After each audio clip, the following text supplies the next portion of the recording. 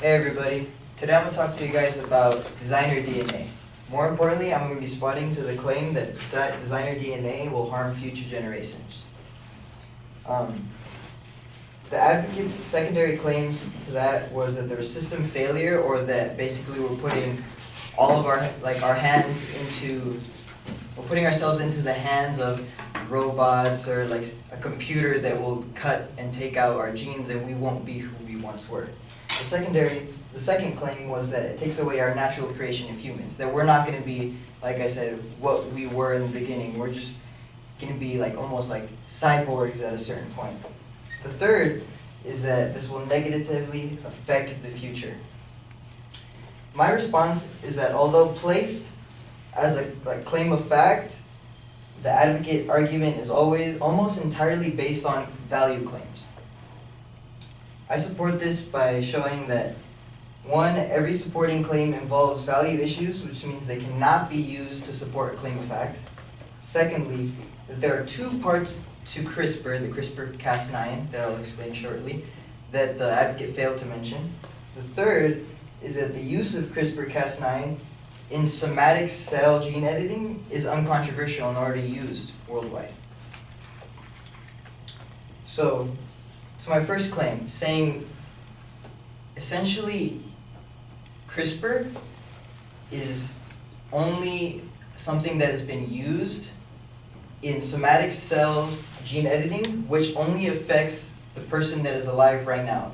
Currently, in extreme and exceptional cases, it has been used for many years now, since 2015, according to the U.S. National Library of Medicine, that nothing is passed down to future generations. This is to cure extreme cases of cancer. It is extremely expensive, but it has been used and is uncontroversial to be safe.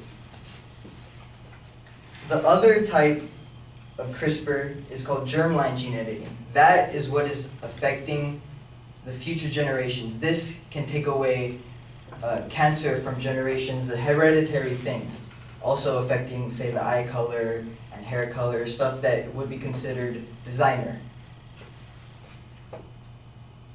The use of CRISPR in germline gene editing is currently illegal in over 40 countries and is not backed by the United States. So there has been no incidences of this being used at all. So all of the argument from the advocate is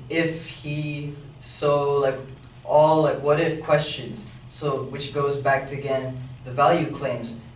They're asking, is this right? Is this wrong? What can be used to do this or that? And none of that can be used to support a claim of fact.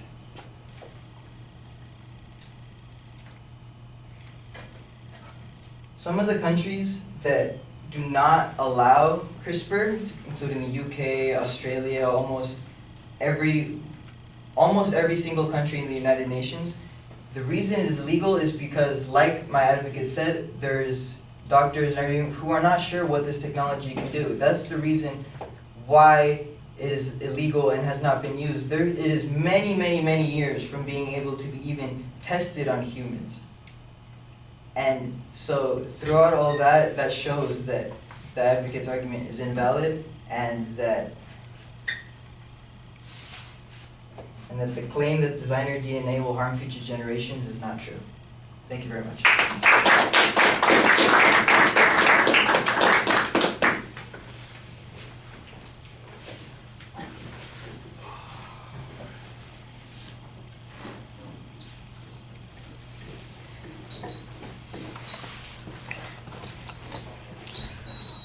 All right, well, you outline the advocate's secondary points, but you generally don't follow those. You go right after the idea of the CRISPR and the two approaches that it uses, the two technical variations of it, the somatic cell and then the germline editing, which is the one that you say is the issue. I don't get any data on this. I don't have any source that I can make reference to. You have a good piece of information that it appears to be a good piece of information. It's an important piece of information that it is prohibited by a variety of countries. Most of the major countries in the United Nations, for instance, probably the countries that are most likely to have it based on technology and economic development, But I have no source on this. I'm just having to take your say-so on this, and I think that's a little bit problematic. That it certainly minimizes the risk under current situations. You seem to be acknowledging, though, that there is uncertainty as to what the consequences would be, which is what the second and the third points were of the advocate's original argument, and you never really kind of deal with those. You do suggest that some of those arguments are primarily value in nature, and therefore they can't really be used to support a claim of fact, and I think that that's a very good press to be making. The examples that you ask, well, is this a good idea? Would this be the right thing or the wrong thing to do?